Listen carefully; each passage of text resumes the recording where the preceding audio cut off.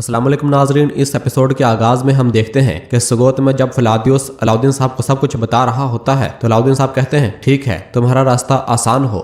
और फिर फिलादियोस वहां से जाने लगता है तो इस दौरान हलीमा भी कमरे के अंदर दाखिल हो रही होती है और वो फिलादियोस को देख लेती है। और फिर अलाउद्दीन एक खत लिखकर अपने सिपाही को देते हुए कहता, इस खत को फौरन नीलोफर खातून तक पहुंचाओ। तमाम सिपाही चौकस रहेंगे, आज की रात सुगोत और तमाम दूसरे कबाइल में कोई नहीं सोएगा। तो वो सिपाही कहता, जो हुक्म मेरे हजूर, और रवाना हो जाता है। तो हलीमा कहती, मोहब्बत के शूरवीर, ये सब नेस्तो नाबूद हो जाएंगे इंशाल्लाह भाई। अलाउद्दीन कहता, इंशाल्लाह। और फिर हलीमा को थोड़ा परेशान देखकर उसके पास आकर कहता है, बहन क्या तुम ठीक हो ना? हलीमा कहती, मैं ठीक हूँ भाई, मैं बिल्कुल ठीक हूँ। जब से मुझे पता चला है कि मुझे भतीजा या भतीजी मिलने वाली है तो मेरा दिल और भी खुश हो गया है। यह सुनकर अलाउद्दीन खुश होता है और हलीमा को गले से लगा लेता है और फिर कहता, देखो तुम मुझसे बचती फिर रही हो। हलीमा कहती, नहीं भाई, मैं क्यों बचूंगी? अलाउद्दीन कहता, नहीं रुको, मैं देख सकता हूँ, मेरी तरफ देखो, नजरें ना चुराओ, मैं तुम्हारी आंखें अच्छी तरह पढ़ सकता हूँ। हलीमा, तुम में कुछ बदला बदला सा है, मगर मैं जल्द ही समझ जाऊंगा। तो हलीमा कहती, मैं आपसे नाराज नहीं हूँ भाई, और मैं उरहान भाई से भी नाराज नहीं हूँ। तुमने मेरी बहन को अकेला छोड़ दिया और तुम इसे यगीद साहब की ही तारीफें करते रहते हो। तो अलाउद्दीन साहब कहते, अल्लाह अल्लाह, हमसे सवाल पूछे गए और हमने जवाब दे दिए हलीमा। और फिर अलाउद्दीन पूछता, या फिर फातिमा के दिल में कोई और है? हलीमा कहती, मुझे नहीं मालूम कि उसके दिल में कोई है या नहीं, मगर एक बात मैं जानती हूँ भाई, मेरी बहन यगीद सरदार को नहीं चाहती। अलाउद्दीन साहब कहते, ये बात मैं समझ गया हूँ, जरा खुद को तो देखो। और हंसने लग जाता है और कहता, मेरी खूबसूरत बहन, मेरी बागी बहन, मगर सुनो, अब जाकर फातिमा को तलाश करो, तुम जितनी जल्द हो सके वापस कबीले लौटोगे, यहाँ हम महफूज नहीं है। हलीमा कहती, ठीक है भाई, और वहां से रवाना हो जाती है। जबकि बाहर फातिमा खातून फिलादियोस को तलाश कर रही होती है और यगीद की बातों की वजह से कहती है, बेअदब आदमी, वो ये कैसे सोच सकता है कि मुझसे इस लहजे में बात करे? आह माँ आह, ये सब तुम्हारी ही वजह से है। और फिर फातिमा इसी दौरान देखती है कि फिलादियोस घोड़े पर सवार होकर वहां से रवाना हो रहा होता है, जिसे देखते हुए फातिमा कहती, अब तुम मुझसे बचकर नहीं जा सकते अकचोरा। फातिमा भी अपने घोड़े पर सवार होती है और फिलादियोस के पीछे रवाना हो जाती है।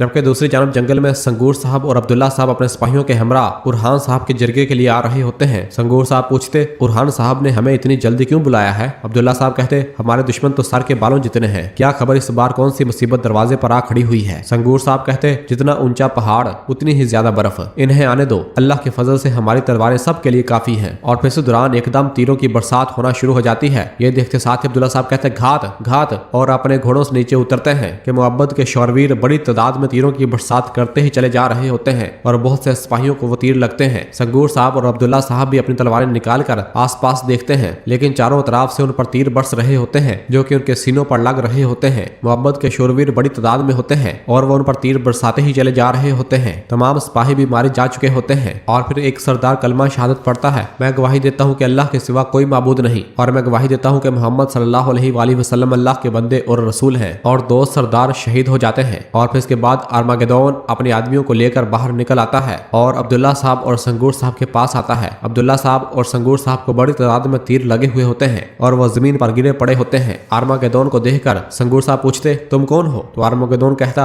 मैं मुकद्दस सुलेब का मुहाफिज हूँ, और अपनी तलवार संगूर साहब के सीने में घोंप देता है। ये देखते साथ ही अब्दुल्ला साहब चीखते हुए कहते, नहीं नहीं, संगूर संगूर, और आर्मागेदोन संगूर साहब को शहीद कर देता है। और फिर इसके बाद अब्दुल्ला साहब की जानब बढ़ता है तो अब्दुल्ला साहब कहते, इन सारजमीनों पर तुम्हारी सलेब की कोई हैसियत नहीं है, शैतान की औलाद, और अपनी तलवार पकड़ने की कोशिश करते हैं, मगर आर्मागेदोन अपने पांव से उसे दूर फेंक देता है। और फिर आर्मागेदोन अब्दुल्ला साहब के पास बैठते हुए कहता, टेंगड़ी के शूरवीरों के सामने तुम कुछ भी नहीं हो, तुम्हारी हुक्मरानी खत्म हो चुकी है। और फिर उठकर जाने लगता है तो कहता है, हाँ तुम खुशकिस्मत हो, वो मार गया लेकिन तुम थोड़ा और जियोगे। और जोरदार टांग अब्दुल्ला साहब को दे मारता है और वहां से रवाना हो जाता है। उधर जंगल में फिलादियोस अपने घोड़े पर सवार हुए आगे बढ़ रहा होता है, जबकि फातिमा खातून भी उसके पीछे पीछे आ रही होती है। एक जगह पहुंचने के बाद अपने घोड़े से नीचे उतरती है और घोड़े को दरख्त के साथ बांध देती है और फिर अपनी तलवार निकाल कर आगे बढ़ती है। थोड़ा आगे आने के बाद ही फिलादियोस पीछे से आ जाता है। फातिमा जब महसूस करती है तो अपनी तलवार पीछे लहराती है और फिलादियोस पर हल्ला बोलती है, लेकिन फिलादियोस उसके वार नाकाम बनाकर उसकी तलवार पकड़ लेता है और कहता, तुम फिर से बहुत गुस्से में हो, क्या तुम मेरा पीछा कर रही थी? फातिमा कहती, तुम गुस्सा दिलाते हो, और फिलादियोस को पीछे धकेलती है और अपनी तलवार से फ्लादियोस पर हमलावर होती है, लेकिन फ्लादियोस भी अपनी तलवार निकालकर फातिमा के तमाम हमले नाकाम बना देता है और उसकी तलवार को जमीन पर गिरा देता है। फातिमा एक बार फिर अपना खंजर निकालती है और फ्लादियोस की गर्दन पर रख देती है। फ्लादियोस मज़ाहमत नहीं करता और कहता है, तुम मेरा इम्तिहान ले रही हो? हाँ, मुझे लगा तुम मुझे जवाब देने आई हो। तो फातिमा कहती, पहले मैंने पूछा था, पहले तुम जवाब दोगे। तुम ताजर नहीं हो, तुम कौन हो? तो फ्लादियोस तलवार की जानब देखते हुए कहता है, मैं ये हथियार चाहे जितना अच्छा इस्तेमाल कर लूं, मैं तुम्हें नहीं हरा सकता फातिमा। और आगे बढ़ता है तो फातिमा कहती, अकचोरा। तो फ्लादियोस कहता, मैं फिर तुम्हारी आंखों के जाल में फंस गया हूँ, मैं ताजर नहीं हूँ, बस एक आशिक आदमी हूँ। तो फातिमा कहती, इस हाल में भी आदमियों के मुकाबले तुम काफी बहादुर हो। फ्लादियोस पूछता, क्या तुम जल्लाद बनना चाहती हो? और फातिमा का खंजर अपने गर्दन पर तानते हुए कहता, मौत तुम्हारे हाथ से आए, मुझे मंजूर है। तो फातिमा खंजर पीछे कर लेती है और कहती, मैं मौत नहीं चाहती। फ्लादियोस पूछता, तुम क्या चाहती हो? तुम जो चाहती हो उससे बुलंद आवाज में कह सकती हो। तो फातिमा कहती, मैं अपने सवाल का जवाब चाहती हूँ। तो फ्लादियोस कहता, तुम क्या उम्मीद रखती हो कि मैं कौन हूँ? मैं ताजर हूँ, ना मेरा कोई वतन है ना कोई नस्ल, मैं हर इलाके में घूमता हूँ। अब हो गया? फातिमा कहती, कोई ताजर ऐसे तलवार इस्तेमाल नहीं कर सकता चोरा। मैं कह रही हूँ कि तुम कौन हो? फ्लादियोस कहता, मैं कह रहा हूँ कि मैं ताजर हूँ, बचपन से मेरा ख्वाब था तलवार चलाना, इससे ज्यादा कुछ नहीं। जब मैं तुमसे सोगोत में पहली बार मिला तो मैंने क्या कहा था? बस इतना इस्तेमाल कर सकता हूँ कि खुद को और अपने प्यारों को बचा सकूं। मैं अपनी जान का नहीं, महबूब का डर है। अब तुम्हारी बारी है, क्या तुम मुझे कोई जवाब नहीं दोगी? फातिमा पूछती, कैसा जवाब? क्या तुमने मुझसे कोई सवाल पूछा था? फ्लादियोस कहता, मैं कह रहा हूँ कि मैं तुमसे मोहब्बत करता हूँ, क्या तुम्हारे दिल में भी मेरे लिए जगह है? यह सुनते साथ ही फातिमा खातून खामोश हो जाती है और नजरें फिर लेती है और पीछे मुंह कर लेती है। तो फ्लादियोस उसके सामने आते हुए कहता, फातिमा, क्या तुम मेरा यकीन नहीं करोगी? फातिमा कहती, यकीन करती हूँ। फ्लादियोस कहता, तो फिर? फातिमा कहती, तो फिर तुम्हें इंतजार करना होगा। तो फ्लादियोस खुश होते हुए कहता, तुम मुझसे नखरे कर रही हो। फातिमा कहती, यह भी तुम्हारा इम्तिहान हुआ। फ्लादियोस कहता, तुम्हारी तरफ से हो तो मुझे मंजूर है। और फिर पूछता है, मुझे अपना जवाब कब मिलेगा? तो फातिमा कोई जवाब नहीं देती और मुस्कुराते हुए रवाना होती है। तो पीछे से फ्लादियोस कहता, कल दोपहर नदी के किनारे मैं इंतजार करूंगा। और फातिमा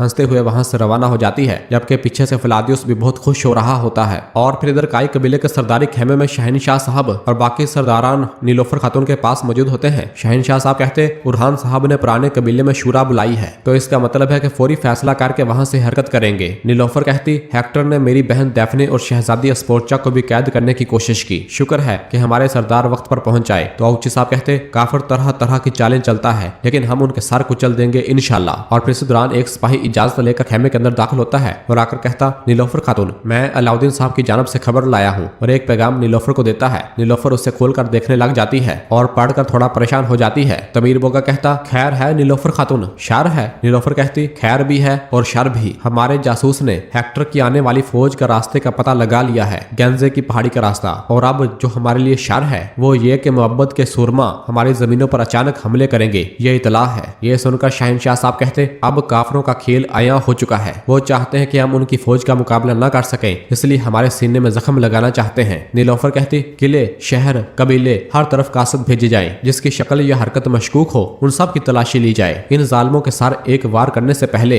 एक चिंगारी भड़काने से पहले ही कुचल दिए जाएंगे। बुरहान साहब और बाकी साहब भी पुराने कबीले में खतरे में हो सकते हैं, जल्दी से तैयारी करें। यह सुनते साथ ही सब सरदारान वहां से रवाना हो जाते हैं। इस दौरान मलहून खातून भी खेमे के अंदर दाखिल हो रही होती है। तो तुरहान नीलोफर से पूछता, क्या आप भी साथ जाएंगे नीलोफर खातून? नीलोफर कहती, जब काफिर हमारे सीने में आग लगाना चाहता है तो क्या मैं कबीले में बैठी रहूंगी तुरहान साहब? तुरहान कहता, ए वल्ला, और रवाना हो जाता है। और फिर मलहून कहती, शाबाश बहू बेटी, रियासत की माँ ऐसी ही होती है, चलो जल्दी पहुंचो। और नीलोफर भी वहां से रवाना हो जाती है, जबकि पीछे से मलहून खुश होती है। और नाजरीन, इसी जगह पर एपिसोड खत्म करते हैं। मिलते हैं बहुत जल्द अगली एपिसोड के साथ। वीडियो को लाइक कर दें और जिन दोस्तों ने अभी तक चैनल सब्सक्राइब नहीं किया वो जल्दी से चैनल सब्सक्राइब कर दें और बेल आइकन यानी घंटी वाले निशान को भी प्रेस कर दें, ताकि आने वाले एपिसोड्स आपको आसानी मिल सके। दुआओं में याद रखें। अल्लाह हाफिज।